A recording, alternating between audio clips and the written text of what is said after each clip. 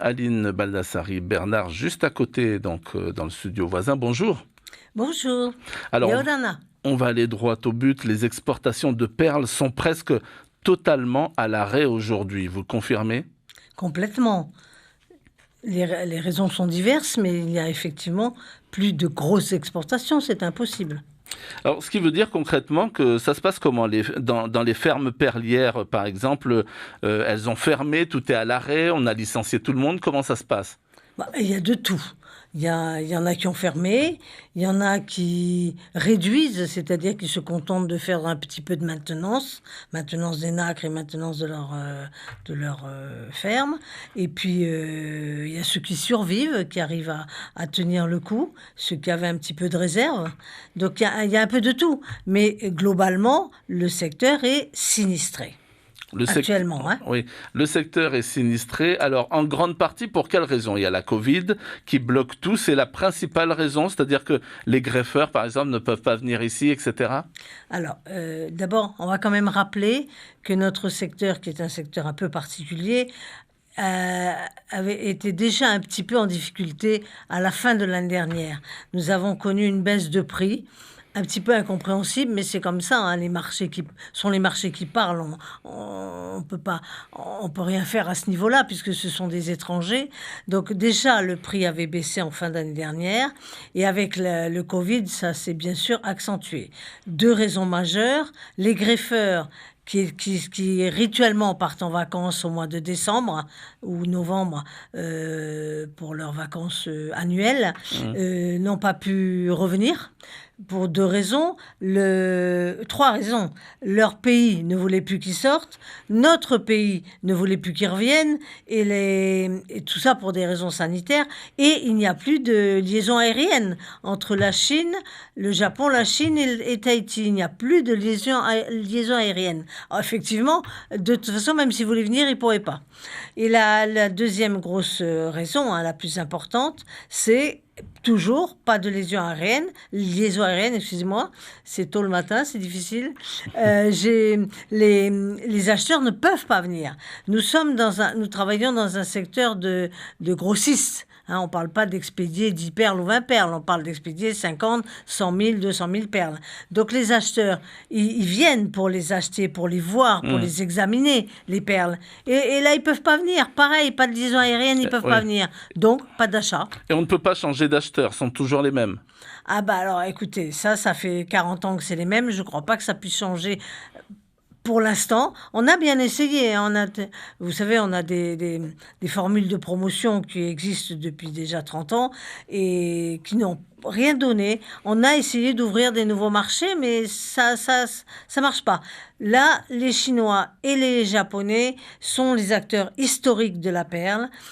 Pourquoi? Parce qu'ils sont eux-mêmes producteurs, donc ce sont des gens qui aiment la perle, et donc ils ont cherché à en avoir une différente en venant prendre la nôtre, mais ils sont amoureux de la perle.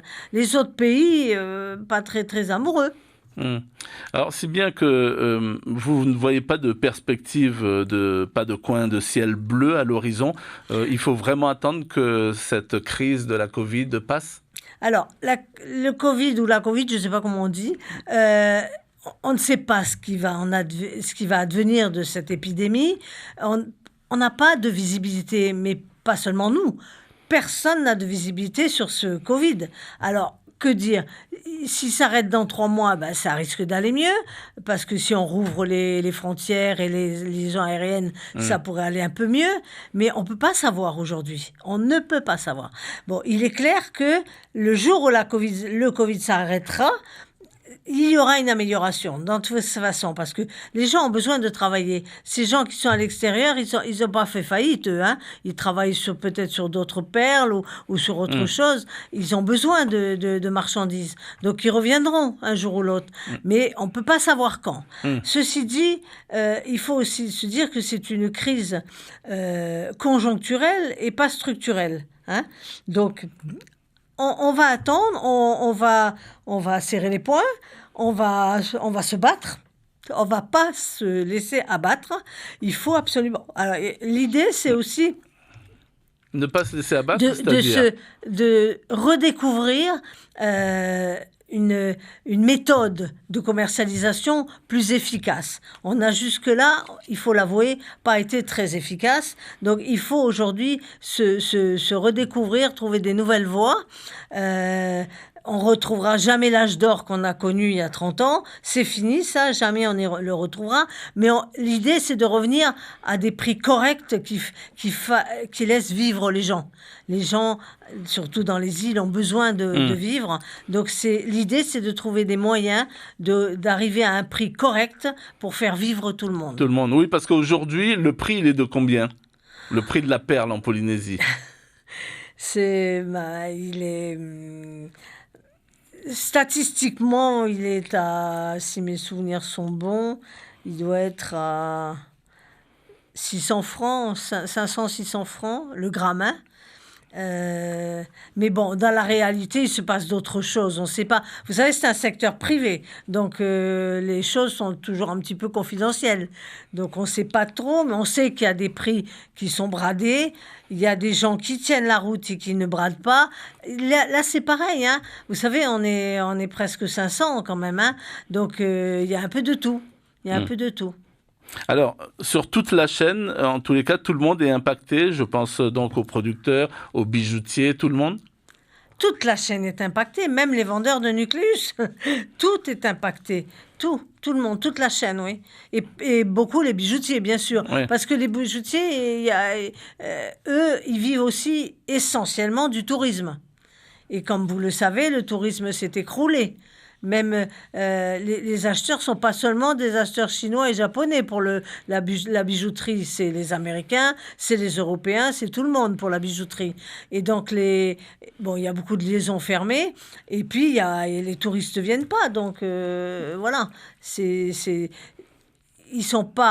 Ils ont le couteau sous la gorge, on va dire.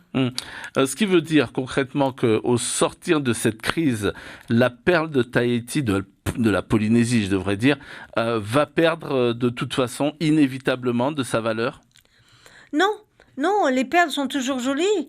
Bon, il y a des petits à côté, mais globalement, nos perles sont très jolies, elles sont aimées. Non, je pense que on arrivera à les revendre, mais ce qu'il y a, c'est qu'il nous faut du délai, quoi.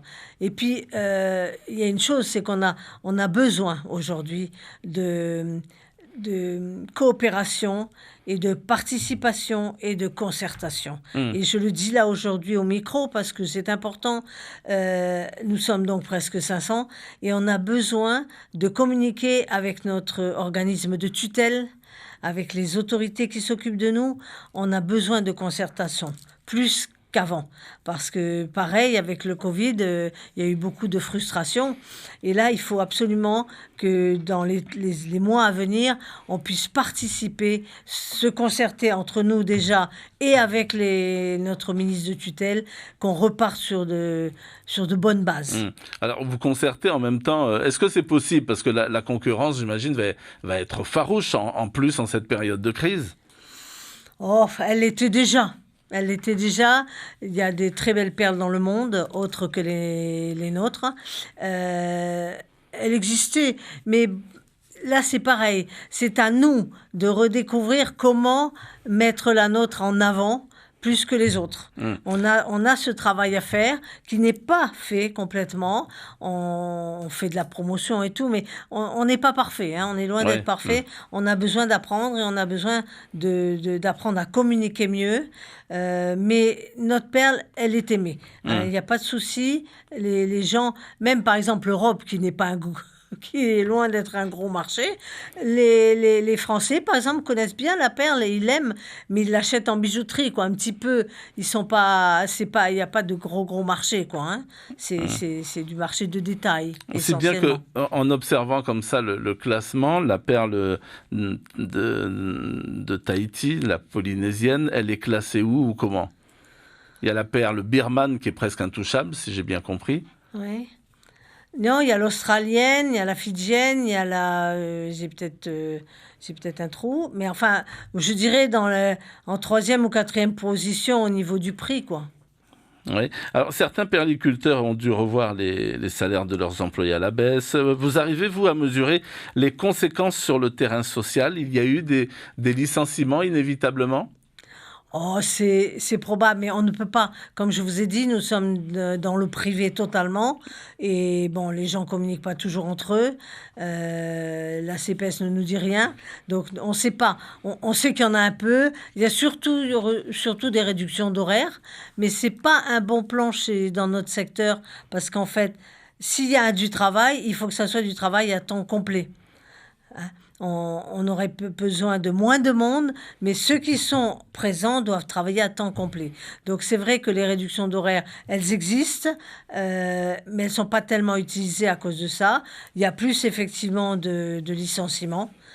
Mais il y avait beaucoup de gens qui travaillaient comme ça, naturellement, comment dire, sont vraiment, j'ose pas le dire, mais... Allez. Pas officiellement. Donc ça, on peut pas savoir. Parce que dans les Tuamotu et les Gambiers, les producteurs faisaient beaucoup travailler leurs familles, voire même les adolescents. Donc c'est pas facile à déterminer. Il y a beaucoup de marchés au noir, vous voulez dire? Oui, bon. Toujours. Très bien. En tous les cas, merci beaucoup Aline Baldassari-Bernard d'avoir été en direct avec nous. Je rappelle que vous êtes la présidente de la Tahitian Pearl Association of French Polynesia et que vous tendez la main donc aux autorités pour un peu plus de concertation et puis qu'il faut une autre méthode donc de commercialisation. Vous l'avez rappelé, 500 quand même à travailler autour de la perle. Merci beaucoup. C'est moi qui vous remercie.